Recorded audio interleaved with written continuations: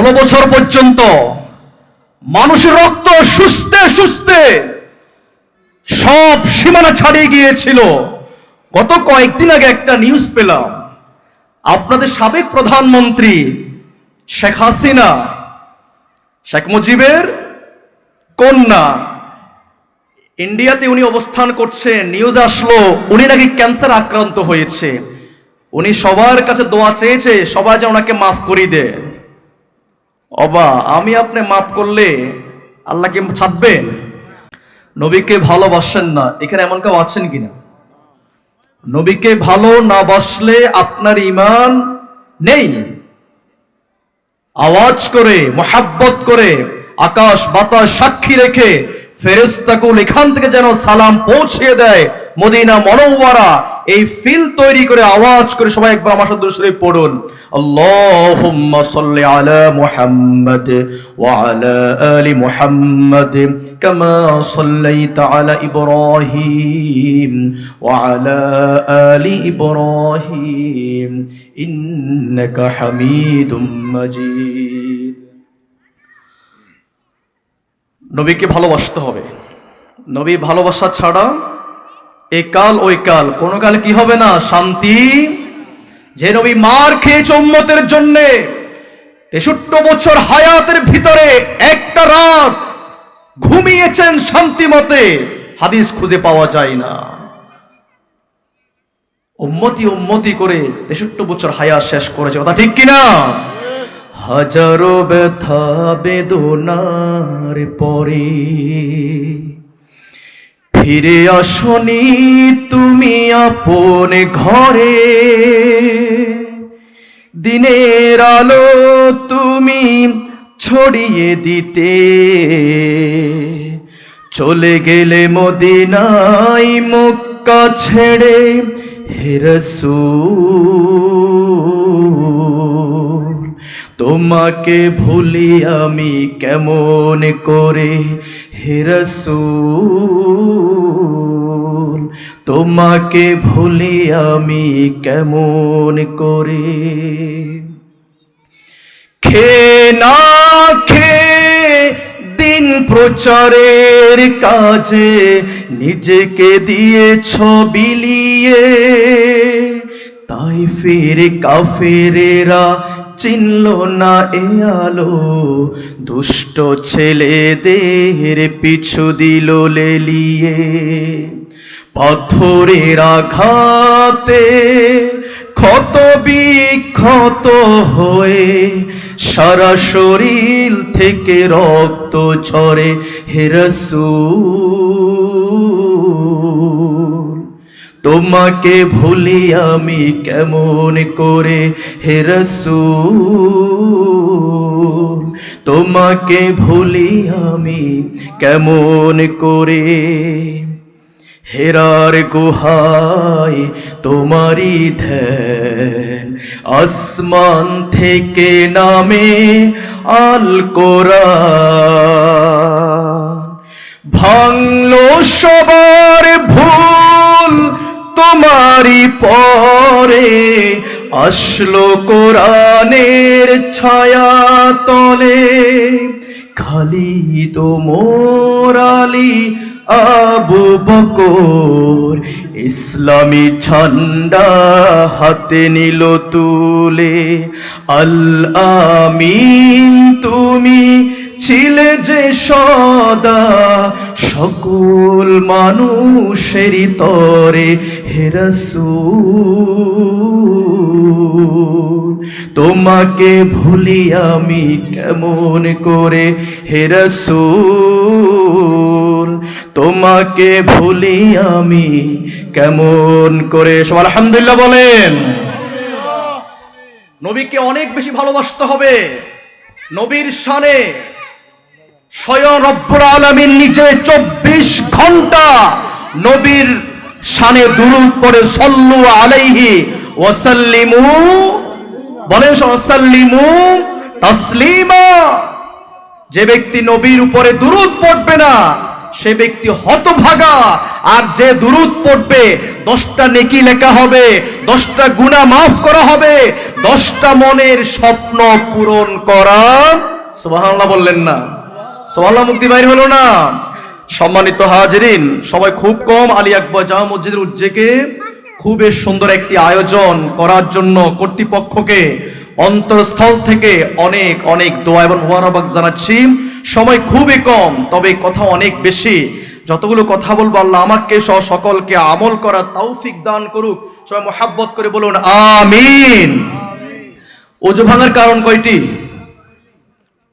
কিছু প্রশ্ন আপনাদের কাছ থেকে আমি শুনতে চাই। ওযু ভাঙার কারণ কয়টি? 7টি। তারপরে বলতে হবে নামাজ ভাঙার কারণ কয়টি? 19টি। নামাজ ভাঙার কারণ কয়টি? 19টি। এবার আওয়াজ করে বলতে হবে ঈমান ভাঙার কারণ কয়টি? কেউ জানেন? অনেক বড় খুতবা নিয়ে আসছি, বাট বলতে পারবো না। আসলে দিনে মাহফিলগুলো খুব কম করা হয়, প্রায় মাহফিল রাত্রে করা হয়, দিন মাহফিল অভ্যস্ত কম। তারপর আপনাদের ভালোবাসায় না এসে পারলাম না, 2টি প্রোগ্রাম ক্যান্সেল করে এখানে আসছি। আপনাদের ভালোবাসা হুব্বুলিল্লাহ, আমার আপনার ভালোবাসা হবে কার জন্যে? হুব্বুলিল্লাহ ওয়া আবগাদুলিল্লাহ ওয়া আতালিল্লাহ ওয়া মানআলিল্লাহ ফাকাদ ইসতাকমালাল ঈমান। ঈমান তখন পরিপূর্ণ হয় যখন আমার আপনার ভালোবাসা আল্লাহর জন্য হয়। ঈমান ভাঙার কারণ 10টি। কয়টি? কয়টি? সময় কেন বলতে পারলাম না, কষ্ট নেবেন না। সর্বশেষ আমল ভাঙার কারণ কয়টি? আমল, নেক আমল ভেঙে যায়, সমস্ত নেক আমল ধ্বংস হয়ে যাবে 2টি কারণে। কয়টি কারণে? কয়টি কারণে? এই মাজলিস তাফসীরুল কোরআন মাহফিল, রব্বুল আলামিন বলে তোমাদের উপরে শান্তি বর্ষিত হয় আসমান ফেটে, ফেরেশতাকুল তোমাদের জন্য শান্তি নিয়ে আসতেছে। যে কোরআনের মাজলিস, কোরআনের মজবা, কোরআনের তাফসীরের ভিতরে যে সকল বান্দারা বসে আছে তাদের উপরে রব্বুল আলামিন আসমান থেকে শান্তি নাজিল করছেন। সুবহানাল্লাহ বলেন। ওয়া আনজালাস সাকিনাহ, সাকিনা নাজিল আসমান থেকে। যেখানে কোরআনের মাহফিলে মানুষগুলা বসে, ওই মাহফিলের স্থলে আসমান থেকে শান্তি নাজিল করেন যিনি, তিনি কে? আল্লাহ কথা বলতে কি ভয় লাগে নাকি? এখন কি আওয়ামী লীগ আছে নাকি? আওয়ামী লীগ কথা বলতে কেন বললেন? আওয়ামী লীগ কথা বললাম কেন সেটা শুনেন তাহলে। এবার আল্লাহ কি ছাড়বেন? রব্বুল আলামিন বলে আমল ভাঙার কারণ 2টি। কয়টি?